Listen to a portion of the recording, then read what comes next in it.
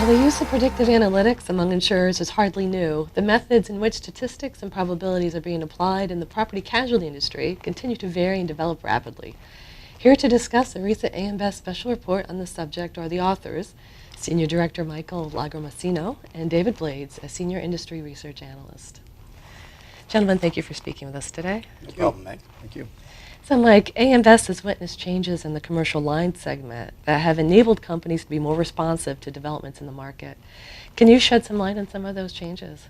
Sure, Meg. I would start with just the greater utilization of data and analytics that's brought much greater insights into risk selection, where and when to shrink and grow, the establishment of technical pricing, as well as expansion into other critical functional areas such as claims management, for example.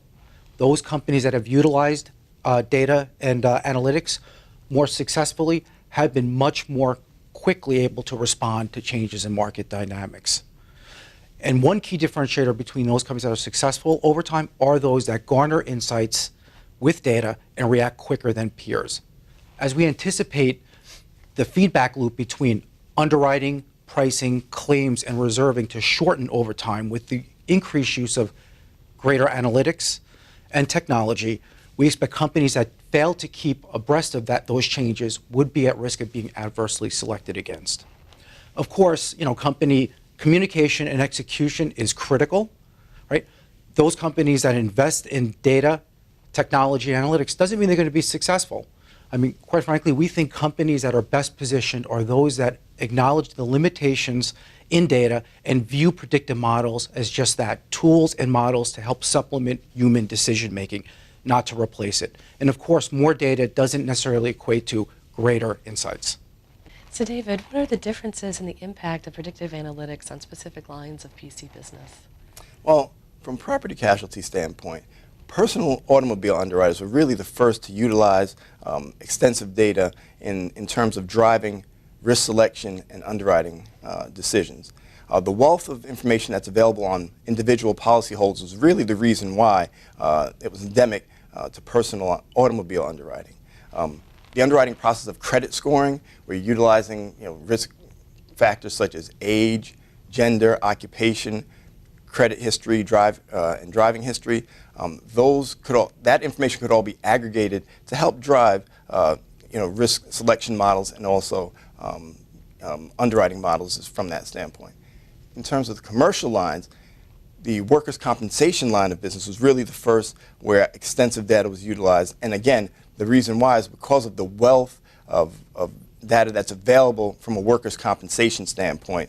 And that's why it was really the first line, definitely years after personal auto, but the first line from a commercial underwriter standpoint that was utilized heavily from a data perspective. Since then, commercial auto, has been utilized, or data has been utilized on commercial auto, and then it's also morphed into not just from a line of business standpoint, but also in other functions such as marketing and loss control as well, that data and predictive analytics have become much more useful. Mike, so how has predictive analytics affected the commercial lines underwriting cycle? The greater utilization of data and analytics and the quicker visibility in changes in market dynamics have had a positive impact on the overall magnitude of the commercial lines underwriting cycle more recently. Although not the only reason, the study goes into more details and highlighting those other areas that have also impacted the cycle more recently. Although AM Best anticipates the continuation of analytics and data will have a positive influence on both the duration and magnitude of future underwriting cycles, we do not foresee a point in time where the cycle is dead and doesn't exist any longer. That's largely due to the influences of external factors, whether that's the level of capital and surplus deployed into the segment. Think of traditional supply-demand dynamics. Also, unexpected changes in loss costs in a given line of business or lines of business will continue to influence the materiality and magnitude of future cycles. But most importantly, companies react differently in terms of speed and magnitude. And as I mentioned earlier, those companies that fail to keep up with changing technology and use of data are at risk of being adversely selected against. And the study goes into some detail to show the differences in both performance and reaction times between top performers and bottom performers within the workers' comp line of business. David, how much of a difference will predictive analytics make going forward to commercial lines? Well, for commercial lines insurers, the ones that are more nimble in using predictive analytics and harnessing data and analytics on a going forward basis to make quicker decisions and get those decisions to the marketplace quicker, they'll be the ones that will probably be more successful on a going forward basis. Harnessing that information and making it consumable within an organization, getting the information into the proper hands of the day-to-day people that make the decisions, the underwriters, the claim reps, the actuaries that are developing the models, that's going to be what's important from commercial lines underwriters and those companies that will truly be at the top end of the market. All right, David and Mike, thank you so much for speaking with us today. Thank you, Meg. No problem. Thank you. To see the full report, visit ambest.com. For AM Best TV, I'm Meg Green.